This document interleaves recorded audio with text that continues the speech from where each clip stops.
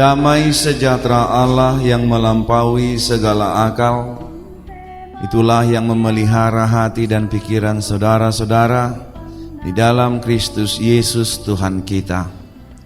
Amin. Shalom. Bapak, Ibu, saudara-saudara yang terkasih dalam Tuhan kita Yesus Kristus, mari kita buka Alkitab untuk membaca firman Tuhan sebagai landasan khotbah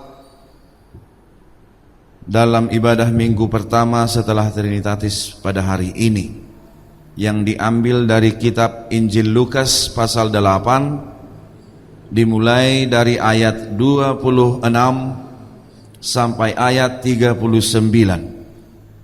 Mari kita baca Bapak Ibu secara bergantian. Saya akan mulai dari ayat 26. Lalu mendaratlah Yesus dan murid-muridnya di tanah orang Gerasa yang terletak di seberang Galilea.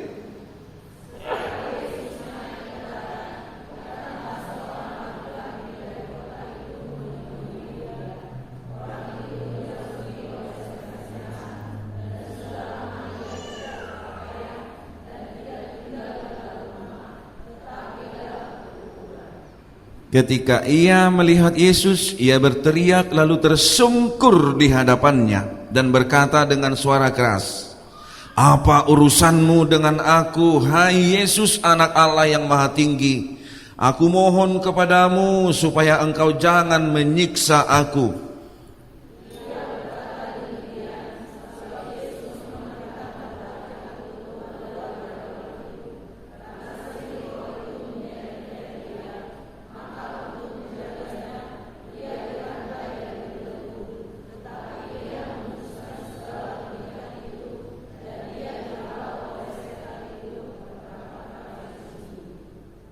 Dan Yesus bertanya kepadanya, "Siapakah namamu?" Jawabnya, "Legion," karena ia kerasukan banyak setan.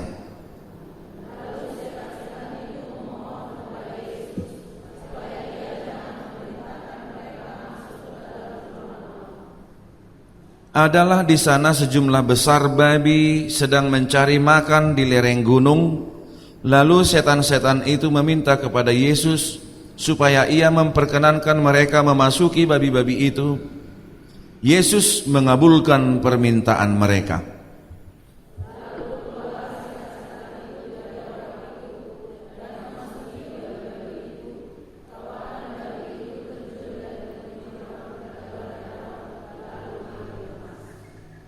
Setelah penjaga-penjaga babi itu melihat apa yang telah terjadi, mereka lari lalu menceritakan hal itu di kota dan di kampung-kampung sekitarnya.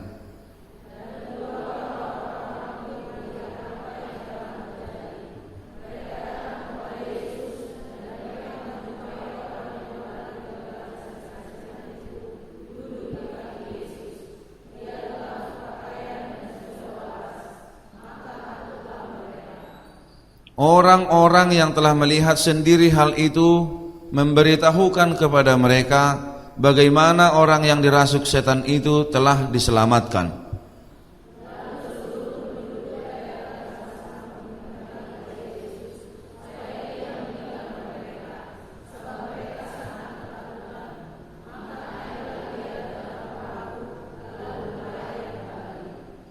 Dan orang yang telah ditinggalkan setan-setan itu meminta supaya ia diperkenankan menyertainya, tetapi Yesus menyuruh dia pergi, katanya,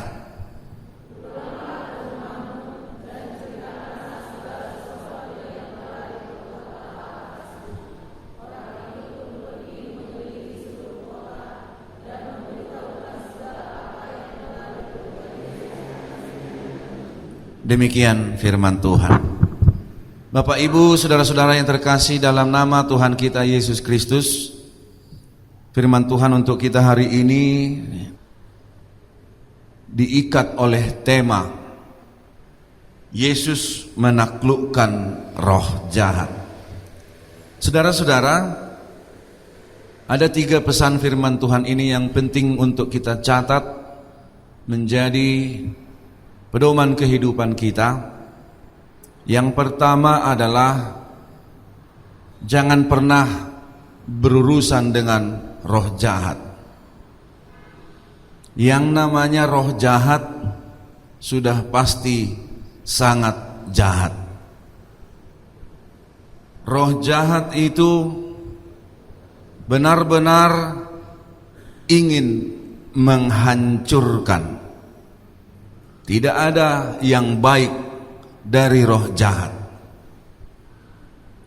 Saudara-saudara, kalau saja Yesus tidak hadir di Gerasa sesuai dengan nats ini, sampai legion orang yang kerasukan roh jahat ini mati,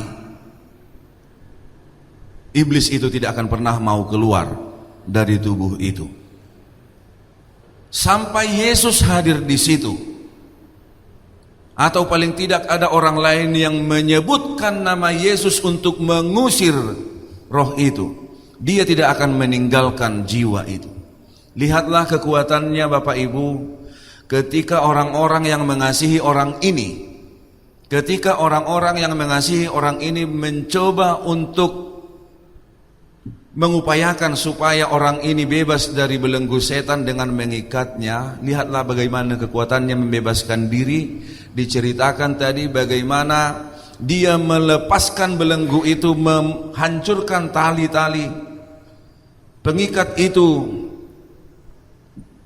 memutuskan segala pengikat itu, lalu dia lari dari rumah-rumah, dari tempat pengasingan katakanlah itu, lari ke kuburan. Yang mau saya katakan dari situ yang pertama tadi, jangan pernah berurusan dengan roh jahat. Bapak Ibu, biarlah jiwa kita, hati kita, pikiran kita senantiasa memikirkan yang baik. Lebih lagi daripada itu, mari Bapak Ibu senantiasalah merindukan apa yang diperbuat Tuhan dalam hidupmu. Senantiasalah memikirkan kebaikan, kasih sayang, cinta kasih, kuasa dan berkat-berkat Tuhan. Tujuan daripada lagu Berkat Tuhan mari hitunglah, tujuan lagu itu adalah supaya jangan sedikit pun pikiran kita lari dari Tuhan. Kalau kita bayangkan, kalau kita lihat dalam kitab epistel tadi, Mazmur pasal 42, jelas sekali di sana kita dapat melihat bagaimana Daud senantiasa merindukan Tuhan. Seperti rusa yang merindukan sungai yang berair, demikianlah jiwaku merindukan Engkau, ya Allah. Jangan pernah sedetik pun kita izinkan hati, pikiran dan jiwa kita memikirkan hal-hal buruk, karena hal-hal buruk adalah buah dari pekerjaan roh jahat. Sedetik pun. Saudara-saudara, dapat kita lihat ilustrasi Yesus atau pengajaran Yesus dalam Matius pasal 12, bagaimana roh jahat hadir dalam seorang manusia. Dalam Matius pasal 12 ayat 43 sampai 45 dikatakan, apabila roh jahat keluar dari manusia, ia pun mengembara ke tempat-tempat yang tandus, mencari perhentian, tetapi ia tidak mendapatnya. Kalau hati kita, pikiran kita dipenuhi oleh firman Tuhan, kerinduan akan Tuhan, hati kita tidak tandus, pikiran kita tidak gersang, maka iblis tidak masuk. Di ayat 44 dikatakan, lalu ia berkata, aku akan kembali ke rumah yang telah kutinggalkan itu. Maka pergilah ia, mendapati rumah itu kosong, bersih, tersapu, dan rapi teratur. Ini adalah gambaran dari orang-orang yang tidak memikirkan apa-apa, atau orang yang hanya memikirkan apa kehendak iblis. Kalau kehendak iblis kita pikirkan, iblis akan melihat pikiran kita, jiwa kita, diri kita seperti rumah yang bersih, tersapu dan rapi teratur. Ayat 45 Matius 12 ini, Lalu ia keluar dan mengajak 7 roh lain yang lebih jahat daripadanya, dan mereka masuk dan berdiam di situ. Maka akhirnya keadaan orang itu lebih buruk daripada keadaannya semula. Demikian juga akan berlaku atas angkatan yang jahat ini. Jangan izinkan pikiran kita kosong. Jangan izinkan pikiran kita gundah gulana. Jangan izinkan pikiran kita gersang, tetapi milikilah kerinduan akan Tuhan.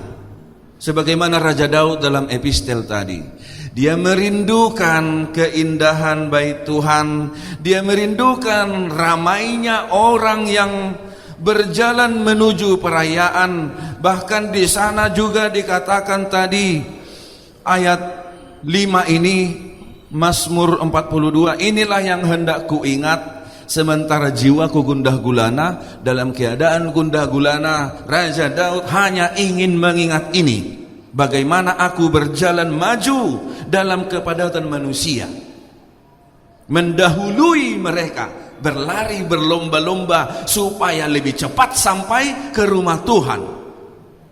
Ada kerinduan besar, mendahului mereka melangkah ke rumah Allah dengan sorak-sorai dan nyanyian syukur dalam keramaian orang-orang yang mengadakan perayaan. Lihat amang inang Bapak Ibu sekalian, saudara-saudara yang terkasih, bagaimana kerinduan akan firman Tuhan, kerinduan akan kasih sayang Tuhan, kerinduan akan persekutuan yang damai di rumah Tuhan memenuhi hati dan pikiran orang ini, Mazmur ini, pemazmur Bani Korah ini, sehingga tak sedikit pun waktu memikirkan yang lain. Bukan berarti kita harus terus-terusan mikirkan gereja, mikirkan Tuhan. Kapan lagi kita mikirkan anak, mikirkan keluarga, mikirkan pekerjaan, mikirkan yang lain-lain, begitu ya. Tetapi dalam setiap pikiran kita sertakan Tuhan. Karena bagaimana? Kalau kita memikirkan tentang pekerjaan kita tanpa Tuhan terlibat di situ, bisa saja roh jahat menyusupi pikiran kita tentang pekerjaan itu, sehingga kita melakukan hal-hal yang buruk dalam pekerjaan itu. Itu makanya banyak orang korupsi, karena dia memikirkan pekerjaan itu tanpa didampingi, dibentengi oleh firman Tuhan.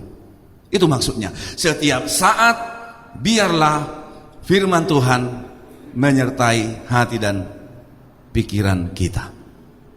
Saudara-saudara, ada hal menarik kalau kita perhatikan dalam pengeluaran gereja kita, bagian B nomor 6, pelunasan kursi untuk gedung sekolah minggu. Mungkin saudara-saudara bertanya, kenapa sampai-sampai ada bengkel, ada nomor handphone yang mengerjakan kursi itu, bengkel Lasinaga pula, kontak person ada di situ. Itu bukan iklan Bapak Ibu. Saya hanya menghindari adanya pikiran jahat, dalam adanya roh jahat yang menghantui pikiran beberapa orang, karena di beberapa gereja peristiwa-peristiwa seperti ini bisa menjadi sumber masalah, sumber konflik. Saya menghindari itu. Yang adalah katanya pendeta mengantongi uang, adalah katanya sintua mengantongi uang dalam proses pengaturan fasilitas dan lain-lain di dalam tubuh gereja. Hal-hal seperti ini di beberapa gereja, saya tidak mau katakan di Petra, saya hanya menghindari supaya di Petra tidak terjadi yang seperti itu. Di beberapa gereja sering terjadi, hanya karena pengadaan fasilitas terjadi perseteruan, perkelahian. Kita ingin semuanya bersih, diadakan rencana-rencana fasilitas itu dengan pikiran yang baik demi memajukan pelayanan. Jangan ada bumbu lain oleh roh jahat. Itu yang saya ingin capai melalui warta kita hari ini, pengeluaran bagian nomor 6. Di sana jelas siapa yang mengerjakannya, dan kita boleh pertanyakan apakah angka yang tertulis dalam pengeluaran ini benar. Karena di mana ada transparansi, di situ ada kesehatan administrasi, dan di sana ada kedamaian hati. Amin. Iya. Yang kedua dari firman ini adalah, selain yang pertama tadi kita mengisi hati kita, kita harus ingat jelas roh jahat tidak mau kalah. roh jahat tidak mau kalah. Ketika dia berjumpa dengan Yesus, dia tersungkur. Dia sudah tahu dia pasti kalah oleh Yesus. Tetapi lihat yang menarik, Amanginang, dia tidak mau kalah, dia tidak mau rugi sendiri. Dia meminta supaya Yesus memasukkan mereka ke babi-babi itu, karena memang iblis tidak bisa masuk ke hewan. Tidak bisa. Ada hal yang menarik di sini, Amanginang. Ketika iblis sudah tahu dia kalah, dia ingin mencari poin supaya dia bisa minimal tidak kalah-kalah kali lah. Dia ingin membuat manusia hancur. Masukkan kami ke babi-babi itu. Lalu babi-babi itu melompat ke laut dan mati. Kerugian dialami oleh orang-orang Gerasa. Minimal itu, nanti mereka akan stres, lalu kami mencari rumah yang kosong lagi di antara orang-orang Gerasa ini. Kan begitu ya? Ingat, Amanginang, iblis tidak mau kalah dalam hal perspektif pemikiran umat manusia. Maka sekali lagi sertakan Yesus. Sertakan Yesus. Sekali saja kita mau dibimbing oleh iblis, dia tidak akan mau rugi. Dia akan mencari, meminta apa saja sebagai tumbal atas apa abdinya kepada kita, yang memberikan kepada kita keuntungan yang jahat atas pekerjaan iblis itu sendiri. Tetapi ingat, kalaupun iblis tidak mau kalah, roh jahat itu tidak mau kalah, kita sudah punya Yesus yang menaklukkan roh jahat itu. Amin. Tetaplah hidup dalam Yesus. Andalkan Yesus kemanapun saudara pergi. Jangan mau dikalahkan oleh iblis, karena Yesus Tuhan kita sudah menang. Yang menarik lagi, yang ketiga, yang terakhir adalah beritakanlah perbuatan Yesus di dalam hidupmu. Setelah orang itu sembuh, dia ingin mengikut Yesus. Setelah orang itu ditinggalkan oleh roh jahat, dia meminta kepada Yesus supaya Yesus mengizinkan dia untuk mengikut Yesus. Tapi apa kata Yesus? Pulanglah ke rumahmu dan ceritakanlah segala sesuatu yang telah diperbuat Allah atasmu. Tuhan ingin apapun yang kita alami dalam hidup bersama Tuhan, ceritakanlah itu. Beritakanlah itu kepada orang lain. Ajak orang lain juga untuk hidup bersama Yesus. Mari kita himbau juga atas pengalaman kehidupan kita, cerita menarik kita, cerita sukacita kita bersama Tuhan dalam kehidupan kita. Ceritakan kepada orang lain. Beritakan itu. Terlebih lagi kemenangan iman yang telah kita alami bersama dengan Tuhan dalam bentuk apapun itu. Kadang ada orang, anak-anak sekolah, karena ini musim pergantian semester, banyak saya pernah alami, si anak ini ya adalah datang dari kehidupan keluarga yang sederhana. Dia sampai ke universitas yang cukup ternama di Indonesia ini. Ini naposo bulung saya saat di gereja lain. Lalu ada orang yang berasal dari kalangan, katakanlah kalangan atas, tetapi ya bukan keinginan dia gagal. Lalu orang yang datang dari orang yang kesederhanaan ini berkata, dia pula nggak pernah belajar. Dia langsung sombongkan itu.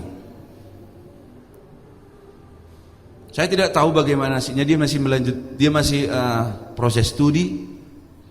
Harusnya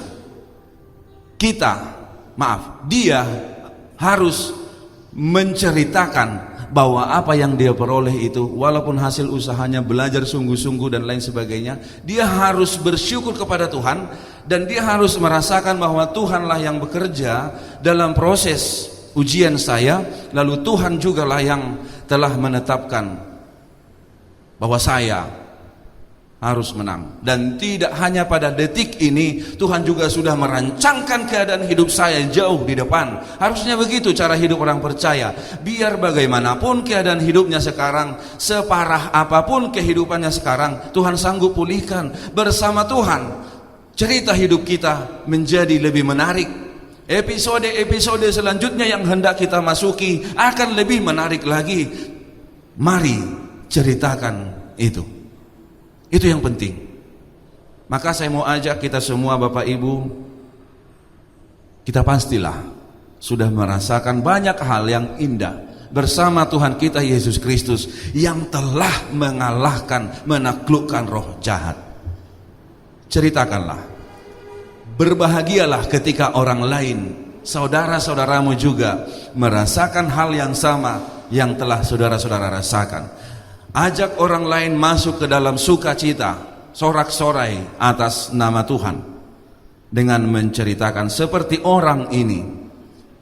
Lihat apa yang dia lakukan. Orang itu pun pergi mengelilingi, dia tidak langsung pulang ke rumahnya, dia mengelilingi kota dan memberitahukan segala apa yang telah diperbuat Yesus atas dirinya. Dia tidak pulang, dia tidak memikirkan urusannya, dia tidak memikirkan istrinya, dia tidak memikirkan anak-anaknya, dia hanya memikirkan Yesus, perintah Yesus. Dia berkeliling kota dan menceritakan itu. Amanginang, ceritakanlah.